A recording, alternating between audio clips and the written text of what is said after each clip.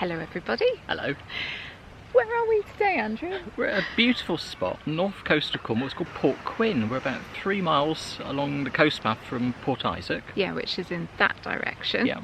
And it does a big U all the way towards Polzeath, doesn't it? Got a beautiful view of the rumps as well. Yeah, Just over stunning. top of your head. So behind us is an inlet that is really steep and rugged. Goes up to a very, very tiny hamlet called Port Quin. So let's crack on and grab a book.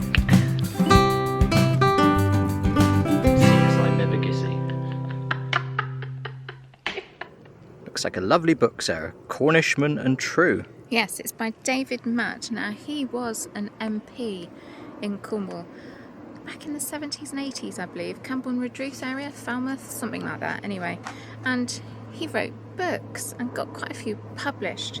So the reason we've got this book with us today is it starts to describe the mystery of Port Quin and how it became known as the village that died. So it says here, this Cornish mystery is not one of crime, neither does it concern just one person or even one house. It involves the disappearance of an entire village community one night more than a century ago. So this book, like I said, would have been written in the 70s, 80s, something like that. So we're talking like the middle of the 1800s. He goes on to say that the dates are vague, but the year was possibly 1802 or 1803. The scene, Port Quin, a tiny fishing village set back from the sea on the rugged Atlantic coast of North Cornwall, a few miles from Padstow. Until then, it had been a pretty typical village where the menfolk made a living from the sea. When it was fine weather, they fished and smuggled. When it was rough, they mended their gear or made new nets and pots. Then, in the course of one dramatic night, the entire population disappeared, leaving food on the tables, furniture in the rooms, clothes in the cupboards, personal possessions in the drawer, even children's toys in their cupboards. Everything, in fact, that would be left behind by people making a sudden evacuation. Today, the fishermen's cottages still stand along the roadside covered in ivy, with their roofs and walls caved in. Yet there is still no solution to the riddle of why an entire community should vanish without trace. So that gives you an outline of the story. The entire population seems to have vanished and left it like the Marie Celeste, leaving their possessions and everything behind. So why? So we're just looking down over that village at the moment, and it's so cute, the little hamlet. It's nestled into the crevice in the rocks, isn't it? It's quite idyllic, isn't it? Is. It's just picture perfect, isn't it? Most of the properties down there now, I think, are National Trust owned, aren't they? And people will have them as holiday homes, have a little short holiday, that type of thing, isn't it? The book says they're in ruins, doesn't it? But that's not the case anymore. But we're going to have a look for ourselves. We haven't been there for a little while, have we? But that story is quite an incredible story. And so the suggestion is that an entire village just disappeared. Yeah. I mean, how dramatic. How could that happen? Yeah, I mean, that's a great description as well, isn't it? I mean, he was a good author. Yes. So are you saying he's taken a bit of artistic license there, do you think, and dramatised the situation, leaving the food on the tables would I possibly suggest that a politician is telling a slightly different story? I don't know.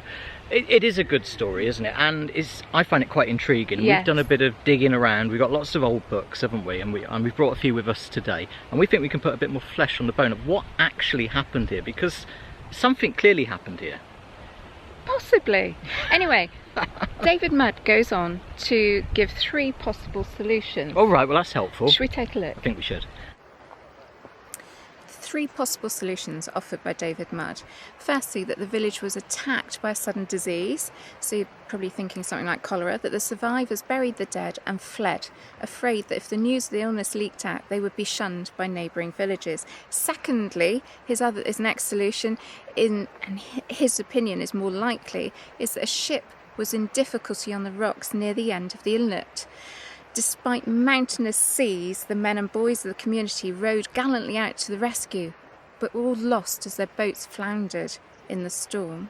The third possibility certainly substantiated by happenings in other villages along the coast, is that the community live well from the proceeds of smuggling, and that hearing of a raid by the customs men being imminent, the community abandons its possessions and simply fled for safety. So I don't know which one of those I think is the most plausible. Perhaps as we unravel some of the things that we've found, some of the other books that we've read, one or two of those might come to the fore as a potential solution to this mystery.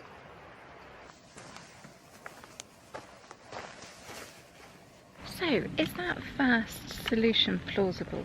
That so you said it was an illness wiped out the community, that type of thing, isn't and it? the people that were left went and buried.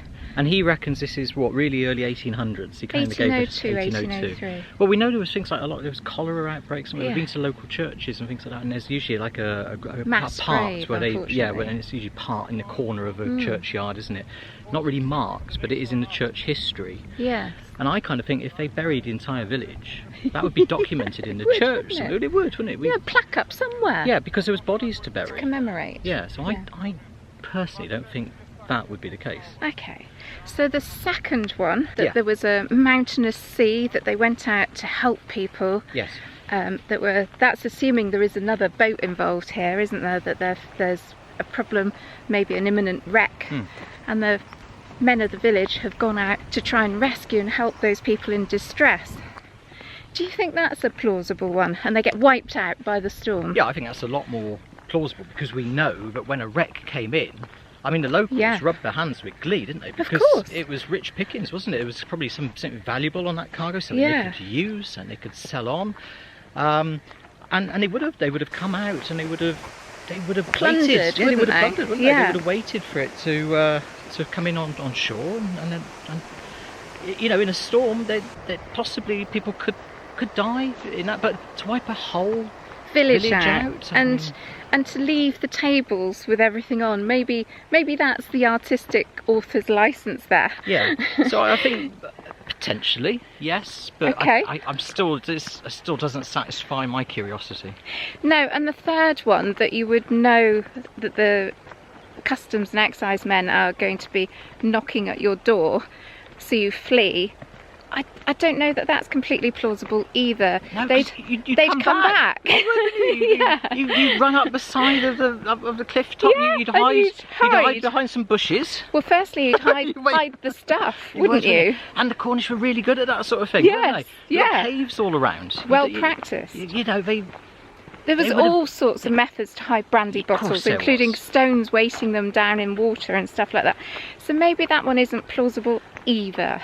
Okay, so perhaps it's a little bit more mundane than the dramatic suggestions in David Mudd's book. We have other books with us that we're going to help flesh out this story and put more meat on the bones. First, I think we should go down and have a little look at this gorgeous little hamlet. Shall we do that a minute? Let's go.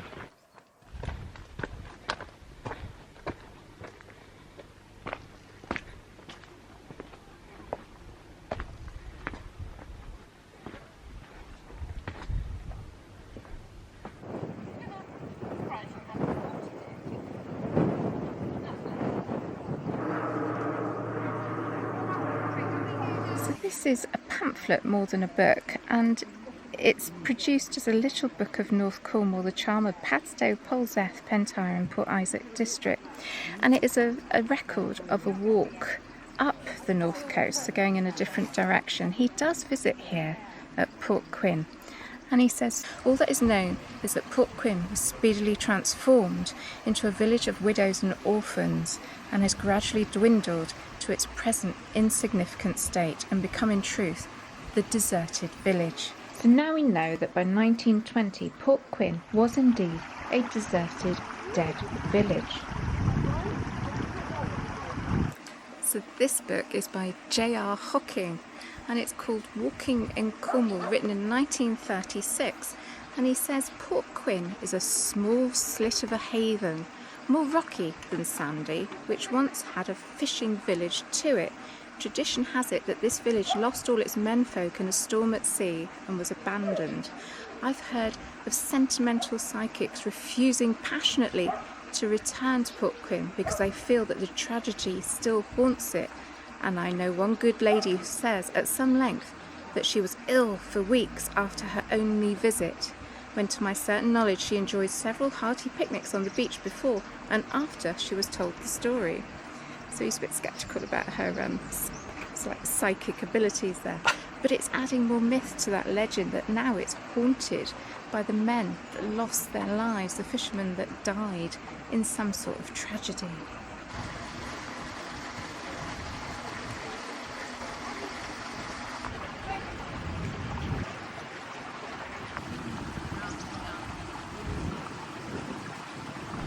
The legend actually develops further, and it brings in a Christian side of it and says that it was vengeance from God because the fishermen were out on a Sabbath, and that just adds to the folklore even more. So we've got quite a complicated story now with several possible solutions for how this village, this little hamlet, became deserted.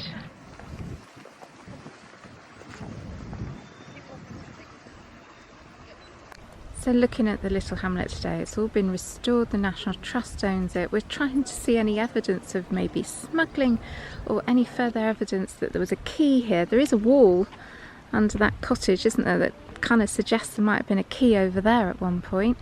It's a beautiful cottage, isn't it? You can see stunning. why people want to come and have a holiday there. Wake up to that in the morning. I know. Gorgeous, isn't it?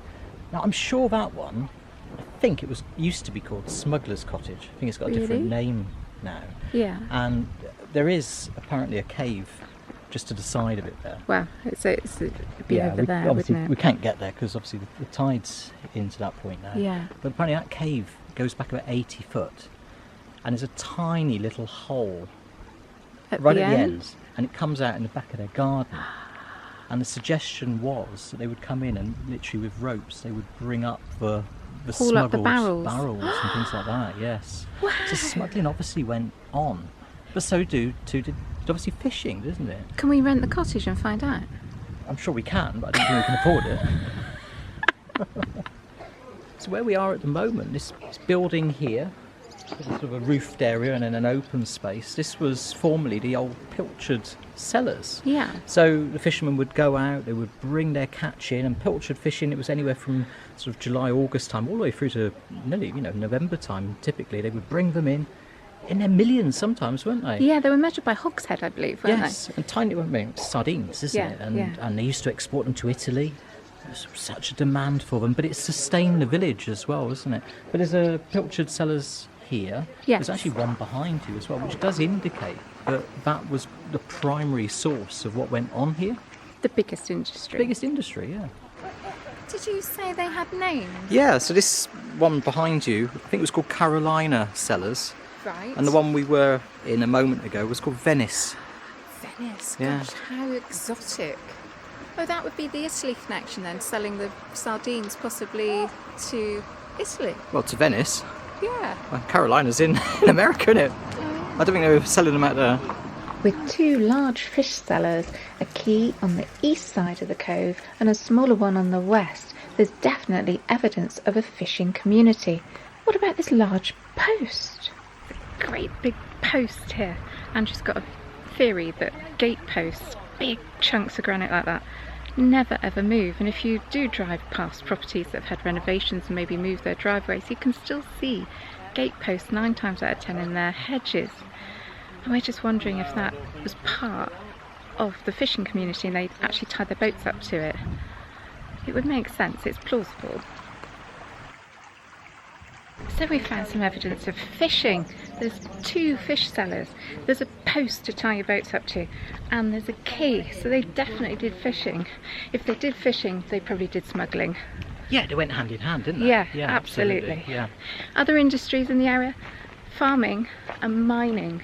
Oh, okay, mining. Yes, so Right. there are mines up on the cliff top. The old shafts have been ringed off with fences, and we're going to make our way out now along the other half of the coast and get a view back and hopefully find that cove, that cave, Oh, the cave. that you're talking looking about. Back. Yes. Yeah. Yeah. I've just had a quick look at the property over there. It's called Quay Cottage. Quay Cottage. Now. Not Key Box Cottage, but Quay Cottage. I'm sure I read it was at one time called Smugglers Cottage. I might have got it wrong, but if you know, pop it in the comments. Yeah. Keep him on his toes. Today the fish sellers have been converted into rentals as well, holiday rentals. And that one's called One Fish Sellers. There is a noticeable lack of boats in that little bay today. However, we did find a couple of older photographs. One with a rowing boat sized vessel and one with a bigger vessel. So it does prove as well that there would have been fishing going on here. Here he comes. Oh boy, that's steep, isn't it? Isn't it a good workout? Oh. A burn. Anyway, we've got to the point we need to get to. Let's go and find Doyden Castle.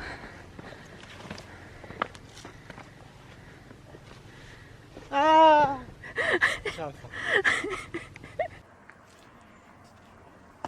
Yay!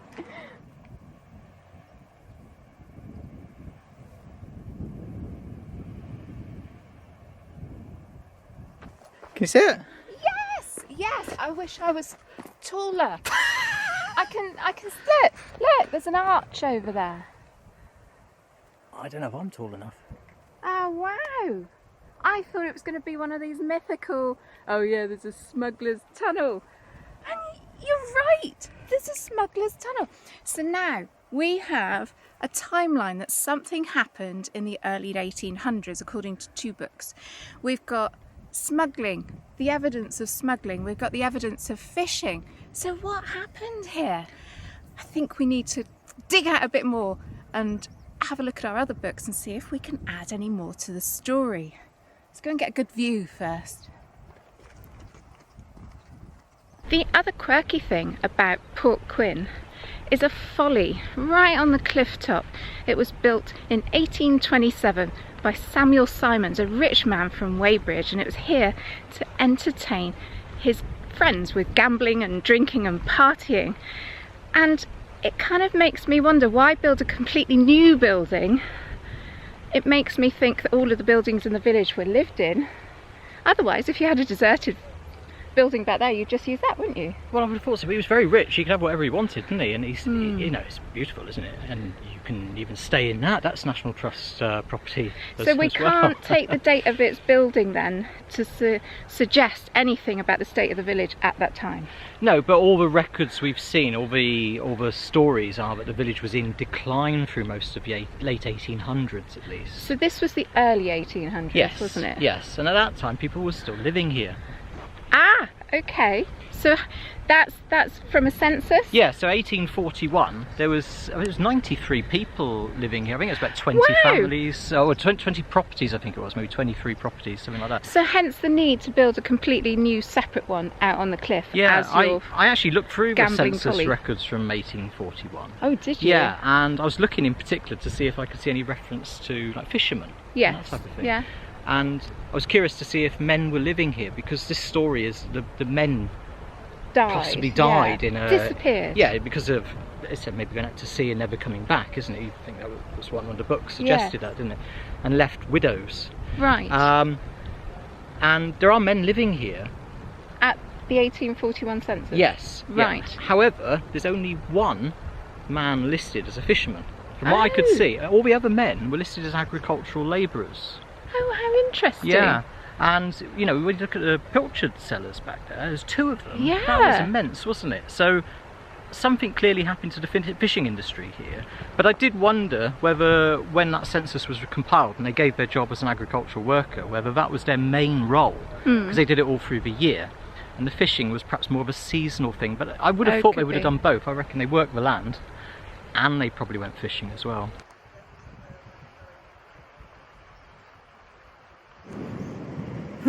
Another book. Not another book. So this is a collection of postcards. It's absolutely adorable. The Charm of North Cornwall, and it does exactly what it says on the front here. It's pulled together every postcard that it could find, I think.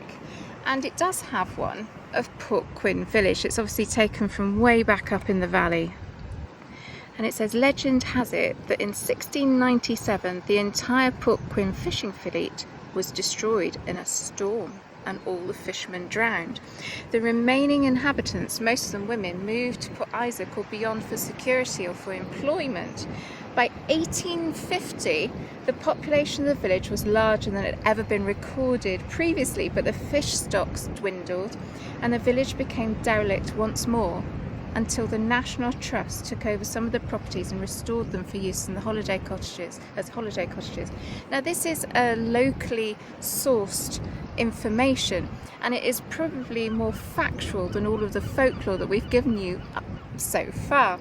So it's now introduced something else about a storm in 1697 wiping out the fishermen, the women having to leave for employment, but it came back during the Victorian era as a thriving port, only to dwindle once more.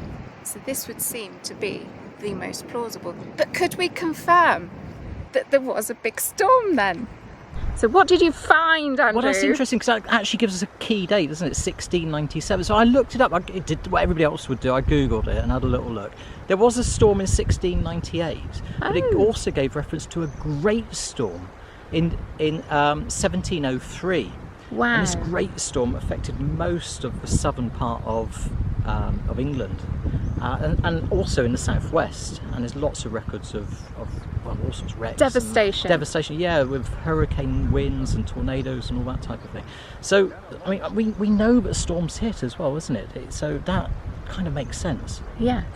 I looked, but I couldn't find a specific reference to Port Quin and the loss of life or anything like that. But what I did find about Port Quin was in 1700 there was a shipwreck here. It was obviously a big shipwreck because it got recorded. It was called the Faundon, and it was carrying spices. It was coming back from Madras, I think. It was carrying spices and redwood. And that would have been particularly attractive to the people that lived here, especially the wood, I would have thought, because they would have used it for building material. So David Mudd did give a suggestion that these people went out to rescue a wreck and maybe died because of the severity of the storm. So it does give credence to that, but the dates are completely wrong. He said it was the early 1800s, and we found evidence that wreck was in 1700. So just to recap our timeline, there seems to have been a storm mentioned in 1697 or 1698.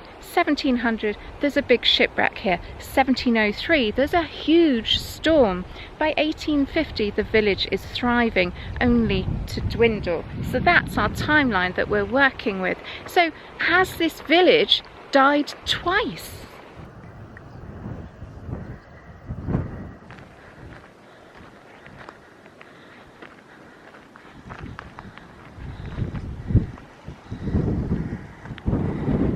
So I'm stood now beside an abandoned mine. So this one was called Gilson's Cove Mine. Wow, okay. Yeah, and it was mined for silver, lead and a little bit of copper. Wow, it's not as impressive as the mines down west. What do you want? A big engine stack. Disused, monumental, monolithic, huge 50-foot towering chimney. Well, you don't want much, do you? Let me give the National Trust a ring and see if they can go and build one here for you. Is that all right? What I do like is the use of the local slate to create the fence around and keep visitors safe. It is quite a big hole.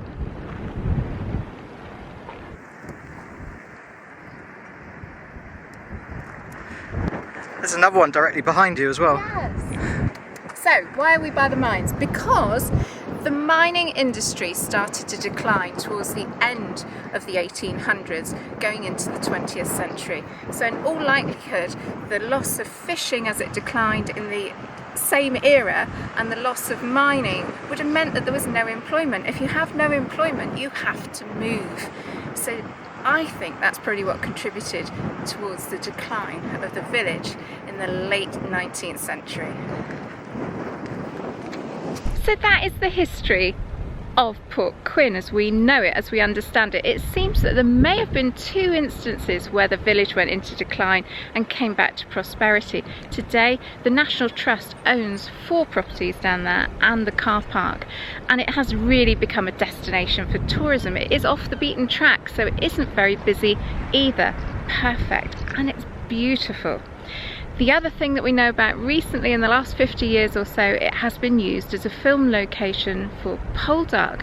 We had an email with these beautiful images of the set and Robin Ellis taking a break. Thank you so much for sending them to us. I know we've been really slow in using them, but they are absolutely beautiful, so thank you for sending them to us.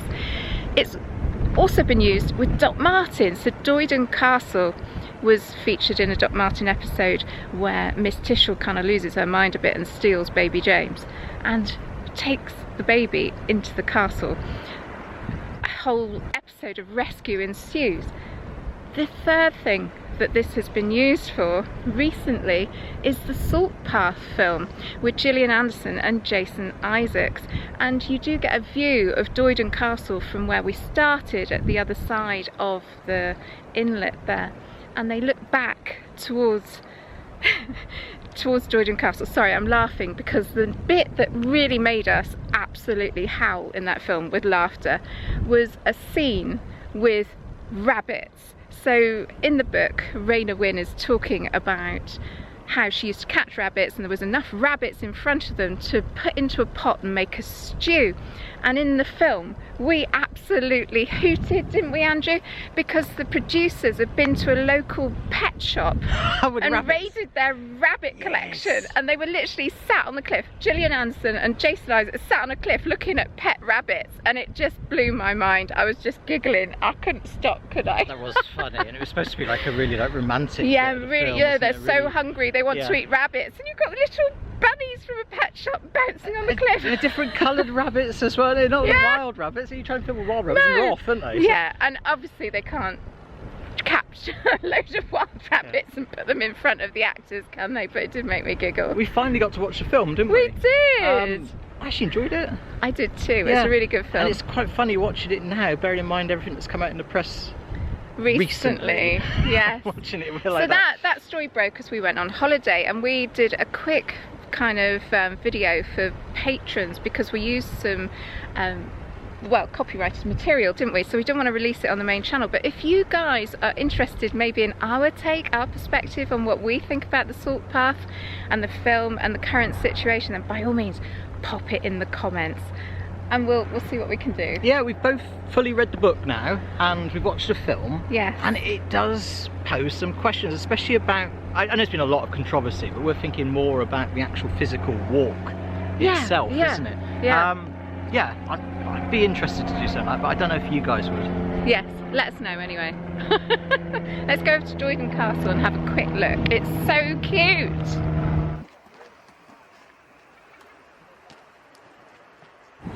Well, I think there could be worse spots for a gambling den. And it looks so pretty. So cute. Look at the view. I don't know if they appreciated the view. I filmed Doyden Castle. I got really close. They're in there cleaning it at the moment. I didn't. I didn't film. Okay, you weren't intrusive. No, I almost knocked on the door and said, "Can I come in and have a little look?" But I'm pretty sure. Well, I'm pretty sure you can go online to the National Trust website, and they've got all the pretty pictures of what it would look like in there. Yeah. I know you can stay there. Yes. One thing I didn't do before we came out, and I haven't got a signal, is find out how much it is to stay there. So perhaps we can do that, maybe look at a week next summer and see if we can find out what the cost is. But we don't know, do we? No. So we're going to have to do 2 reactions to this. Okay. So let me whisper a price in your ear and then we'll get the reaction. Okay. How much? That's crazy money, isn't it? They pay that? Yeah. Wow. People are mad. Right, and then the other one will be... It's quite reasonable, isn't it? A night? Yeah. Oh, okay. It's not too bad, is it? Should we do that then? It's less than I thought. Yeah. Yeah. Which one are we using? What? Reaction! We can't wait till we go home. I don't know, we've got to wait till we get home, haven't we? We'll watch the video back and find out. And I'd just like to say a huge thank you to everybody that's donated recently, and we've had quite a few come in the last couple of months, and here are your names. If we haven't already featured you, you will be here. All of your donations help us to buy the books like we've featured today, so a really huge, great big thank you. So the third thing that we didn't discuss in terms of employment for this village during the Victorian era was the slate that came from this area and was shipped out on boats from here, Port Isaac, well, all around the coast, wasn't it? It was taken via ship until the railway arrived. So that might be a third reason that this village fell into decline. So you had the decline of fishing. Yes. closing mines. Yes. And the railways. Yes, and Port Isaac, which we've alluded to, which is just up the coast a little bit, the railway station was much closer to Port Isaac, wasn't it? And you've got Padstow as well, and there was a station built there in 1900, right in the middle of Padstow. So it made, first of all, getting the fish away harder, and it probably made it more awkward bringing the bigger boats in as well, because it's quite narrow here at the entrance to the harbour, isn't it? So probably a lot of these people would have gone off to Port Isaac, maybe off to Padstow, because it was just better employment. Where else could they have gone? Well, we know there's an awful lot of emigration went on from Cornwall, wasn't it? Because of the demise of the mining particularly. And I've seen commentary online where people said a lot of these guys maybe could have ended up in Canada. Oh, okay. Yeah, that they actually emigrated, but again, there's no proper proof of that. No real evidence of that. So, but it's feasible, isn't it? So what's our conclusion about the death of this village? Right, well, shall I go? You go first. Okay, I've looked at this a lot. I think you can rule out disease. Okay, I think you can rule out the smuggling, that they all fled because of smuggling. Okay? Or the customs, anyway. Yeah. I think, my gut feeling is this happened twice. Yes. Right? Yes. I think there was some sort of either a wreck here, or the fishing fleet went out in the maybe late 1600s, early 1700s. They went out a bit perhaps further than they should have done, got into difficulty. There was a storm, never ever returned. There was never any bodies to bury. Then the women would have been waiting for their menfolk to come home, and they never did. And the churchyard is too new to record anything at that era. Yeah, and I think that the womenfolk here, being hungry, they probably quite soon moved on, maybe to other family members, to local communities, that sort of thing. And I think the village probably died because of that. I think it then got going again because there were still properties here which they could have probably done up again, lived in at least. But when the demise happened with fishing, and the close of the mines, the railway came in. It was a natural ebbing away of people because there was no real work here, no real employment, and it was hard to live here.